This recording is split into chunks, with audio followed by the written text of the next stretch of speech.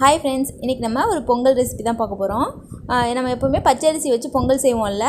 இன்றைக்கி நம்ம வந்து ரொம்பவே சுவையாக இருக்க மாதிரி அவல் யூஸ் பண்ணி பொங்கல் செய்ய போகிறோம். வாங்க எப்படி செய்கிறதுன்னு பார்க்கலாம்.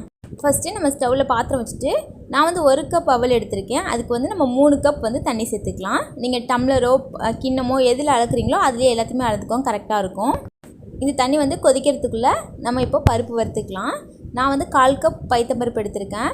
இதை வந்து வெறுமனேன்னு வந்து நல்லா வறுத்துக்கோங்க. கலர் மாறாமல் நல்லா வாசம் வர்றது வரைக்கும் வறுத்துக்கோங்க. பைத்தம்பருப்பு நல்லா வறுபட்டுருச்சு.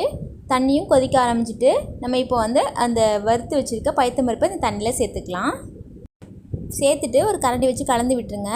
இது வந்து கொஞ்சம் வேகணும் பாசிப்பருப்பு. அதுக்குள்ளே நம்ம அவலை பொரிச்சிக்கலாம். ஒரு கடாயில் 2 டேபிள் ஸ்பூன் நெய் சேர்த்துக்கோங்க.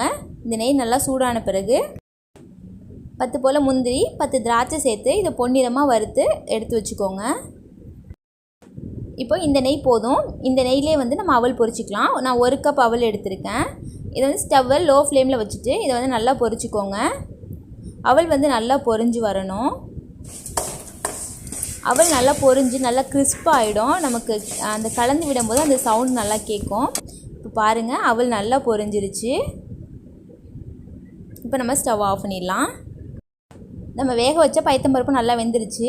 இதை வந்து கையால் மசிச்சு பார்த்தா நல்லா மசியணும். அந்தளவுக்கு நல்லா வேக வச்சுக்கோங்க. இப்போ இதில் நம்ம வறுத்து வச்சுருக்க அவல் சேர்த்துக்கலாம்.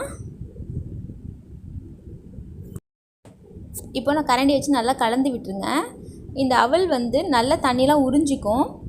ஸ்டவ் வந்து மீடியம் ஃப்ளேமில் வச்சுட்டு நல்லா கலந்து விட்டுக்கோங்க. இது போல் தண்ணியெலாம் நல்லா சுண்டி வந்ததும் நம்ம இதில் இப்போ வெல்லம் சேர்த்துக்கலாம். வெல்லம் வந்து நல்லா இடிச்சிட்டு 3/4 கப் வந்து இதில் சேர்த்துக்கலாம். இது கரெக்டான இனிப்பு சுவையில் இருக்கும்.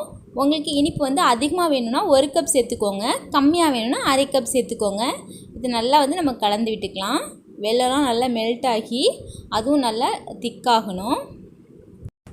வெல்லம் எல்லாம் நல்லா கரைஞ்சிருச்சு. இப்போ ஒரு 2 பிஞ்ச் மட்டும் உப்பு சேர்த்து இதை நல்லா கலந்து விட்டுக்கோங்க.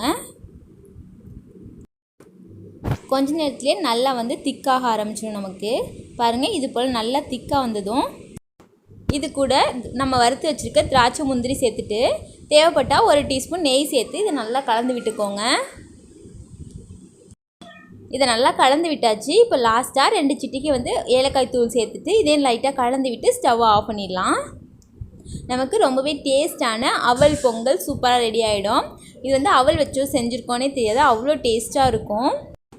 அவ்வளோதான் ஃப்ரெண்ட்ஸ், இந்த பொங்கல் ரெசிபி உங்களுக்கு பிடிச்சிருந்தா நீங்கள் வீட்டில் ட்ரை பண்ணி பாருங்கள். மறக்காமல் KMV ஹோம் குயின் சேனலை சப்ஸ்கிரைப் பண்ணிடுங்க. இந்த வீடியோவை உங்கள் ஃப்ரெண்ட்ஸ் கூட ஷேர் பண்ணுங்கள், லைக் பண்ணுங்கள், கமெண்ட் பண்ணுங்கள். தேங்க்ஸ் ஃபார் வாட்சிங்.